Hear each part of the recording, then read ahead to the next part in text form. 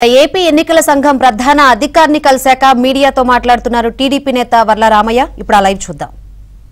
కొట్టేసే ఉంటానని శిక్ష చేయండి లోపలేండి అంటారు. కానీ గౌరవ ముఖ్యమంత్రి గారు 43,000 కోట్ల రూపాయలు కొట్టేశాడని సిబిఐ సర్టిఫై చేసిన అత్యంత నిజాయితీ పరుడైన ఆర్థిక నేరాల వైపు కన్నెత్తి చూడని గౌరవ ముఖ్యమంత్రి గారు 74 మంది అధికారుల్ని ఒక్క పెన్ స్ట్రోక్ తోటి నీతిమంతులు చేశాడు. ఇది ఎక్కడ అన్యాయమని అడిగాం. ఆశ్చర్యపోయినారు ఆయన. కనీసం ఎన్నికలు అయిపోయిన తర్వాత ఆ అవినీతి అధికారులు ఆపండి అన్నాం. తప్పకుండా చర్యలు తీసుకుంటా ఉన్నారు. తర్వాత మూడవది, వీడియోలు మీ కమిటీ వాళ్ళు సరిగ్గా చూస్తున్నట్లేదండి. వీడియోలో ఇంకా ముఖ్యమంత్రి ఫోటోలు, ముఖ్యమంత్రి ప్రచారం చేస్తున్నారు. అరికట్టమని చెప్పాం.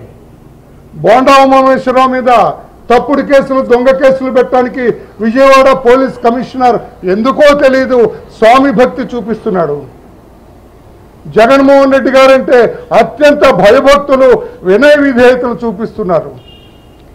మరి ఏమి మేలు చేశారో ముఖ్యమంత్రి గారు, ఆయనకైతే మాకు తెలియదు. కానీ లేని కేసులు, అత్యాయత్నమే జరగలేదు ఆయన మీద.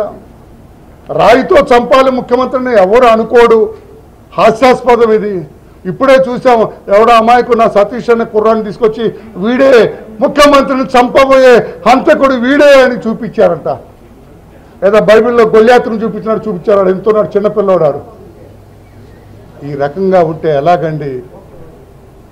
ఆ కమిషనర్ కూడా ఈ రకంగా ఉంటే ఎలాగండి? ఎందుకు కమిషనర్ తప్పటడుగులు వేస్తున్నారు? తప్పటడుగులు ఎందుకు తప్పుడు అడుగులు వేస్తున్నాడు? ఇలా తప్పుటడుగులు వేసే అధికారులు భవిష్యత్తులో మూల్యం చెల్లిస్తారని చెప్పి కూడా తెలియచేస్తూ మేమే అధికారంలోకి వస్తున్నాం.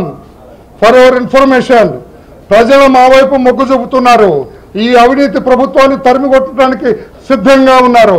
మేము అధికారంలోకి వచ్చిన తర్వాత అవినీతి చేసిన అధికారుల్ని, ఈ రకంగా తప్పుడు త్రోవలు తొక్కిన అధికారుల్ని, చట్ట పరిధిని దాటి వ్యవహరించిన అధికారులు ఇబ్బందులు పడతారని చెప్పి కూడా తెలియచేస్తున్నాం. థ్యాంక్ యూ ఎవరిబడి. సుబ్బారావు, ఏలూరు, గుంటూరు, కర్నూలు రేంజ్లో ఉన్నటువంటి సుమారు 79 మంది పోలీస్ అధికారులను గత 5 సంవత్సరాలను బట్టి విఆర్లు పెట్టడం జరిగింది. వారికి